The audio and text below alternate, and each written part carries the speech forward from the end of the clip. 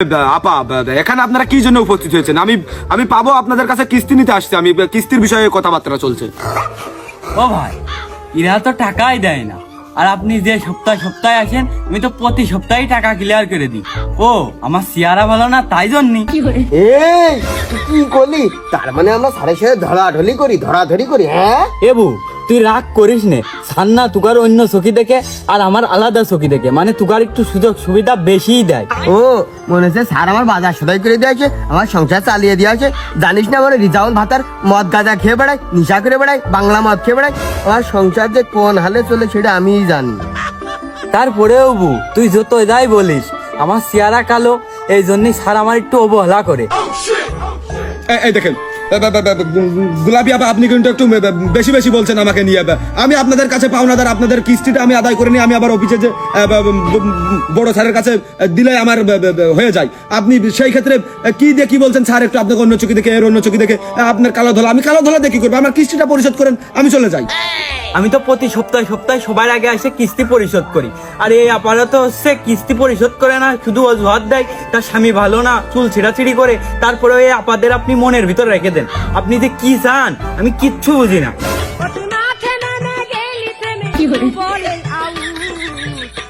এই দেখেন গোলাপি আপা, আপনি কিন্তু একটু বেশি বেশি বলছেন। তাদের স্বামীরা যদি তাদের মনের ভিতরে না রাখে তাহলে কোথায় যে দাঁড়াবে? ওই জন্য আমি একটু মনের ভিতরে রাখি। আর তাদের স্বামীরা যদি তাদের মনের ভিতরে রাখতোই তাহলে আর আমার এই দুয়ারে আসতে হইতো না। ও স্যার, এত কথা আমার ভালো লাগতেছে না। কালকে আমি আমার হারাস চাল বেশি হলেও আপনার টাকা পরিশোধ করে দেবো। আহা সাইফা আপা, আপনি একটু ঠান্ডা হন। আপনি গোলাপি আপার কথায় কানই দিবেন না, কিছু মনেই করবেন না। আমি বুঝতে পারছি আপনার কেমন দিন যাচ্ছে, আপনার স্বামী নেই, স্বামীটা দূর প্রবাসে পড়ে আছে।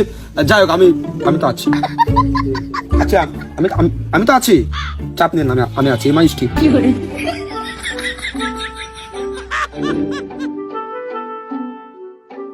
এই তুই আমার জীবন নষ্ট করে অন্য জায়গায় ঢলাঢলি করতেছিস। মনে রাখিস আমার বাড়ি কিন্তু বাজার নেই, ওই যাওয়ার সময় বাজারটা করে দিয়ে দাস। স্যার, লাইলা আপা আপনার কানে কানে কি বললো? আমি আপনার অত কাছে যাওয়ার কোনোদিন সাহস পাইনি, আর লাইলা আপা আপনার অত কাছে চলে গেল। গোলাপি আপা, আপনি আবার আমাকে ভুল বুঝতেছেন, লাইলা আপাকেও ভুল বুঝতেছেন। আসলে লাইলা আপা হয়েছে কি, আচ্ছা আমি বলে দিই। লাইলা আপা আজকে কিস্তিটা দিতে পারবে না, তার স্বামী গতকাল কাজে যায়নি। এখন কথা হচ্ছে যে ওই সে বলতেছে যে অনেকে আছে, আপনারা আছেন, লজ্জা পাচ্ছে, সেই জন্য আমার কাছে এসে কানে কানে বলে গেল। আপা লজ্জা পাইস আর যাই পাস, তোর কিন্তু কত কাছে যাওয়া ঠিক হয়নি। না আসলে আপনাদের কথা আমি সবই বুঝতে পেরেছি। আর হ্যাঁ ছাইপা আপা, আপনি আসলে কি বলেন তো, আপনি কিস্তি নিয়ে তো মাথা ব্যথা করবেন না, এসব আর তাদের কথায় কানে দিবেন না। আর আপনার যেহেতু স্বামীটা মানে ভাই তো বিদেশ চলে গেছে, আপনার এই মুহূর্তে এখানে এসে আপনার বসা আসলে সাজে না।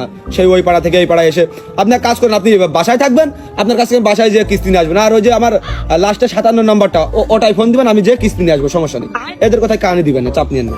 ও সাইপা আপা, ও গোলাপি আপা, আপনাকে তো সব ঠিকই থাকে, আপনাকে ভাতার ভালো, ওই সব ক্লিয়ার। ওই আপনারা যান, ওই স্যারের সাথে একটু পার্সোনাল কথা কব, নতুন স্কিম করবো তো। তোমার তো স্যারের সাথে পার্সোনাল কথা থাকেই যায়, বুঝছো? এই শোনো না, আমার ওই রিজাউল ভাতার ওই গাঁজাখোর, ওর সাথে আমি আর থাকতে পারতাম না। আজ 3 দিন তোমার জান না খাওয়া। হ্যাঁ, আমার জান না খেয়ে? আমি তো সকালবেলা ভাত পানি বিড়ি সবকিছু খেয়ে আসলাম। এই তোমার কি একটাই জান? আমি তোমার জান না? মোবাইলই তো আবার ঠিকই কও। ও এই কথা কাউ দিনই। দেখো আমি কিন্তু আমার নিজের সংসার চালিয়ে তারপরে তোমারটা চালাই দিই। কোনো গাইবিলত আছে? গাইবিলতি পাইছো কাউ?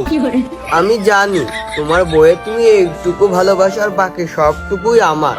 জানো আমার ওই রিজাউল ভাতার না প্রতিদিন রাত্রে মদ গাঁজা খেয়ে এসে আমাকে খুব মারধর করে। তুমি চাও তোমার জান মার খাক? তুমি একটা কিছু করো, দেখো জান, আমাকে নিয়ে যাও এখান থেকে। বুঝেছি, আর বুঝতে হবে না নে।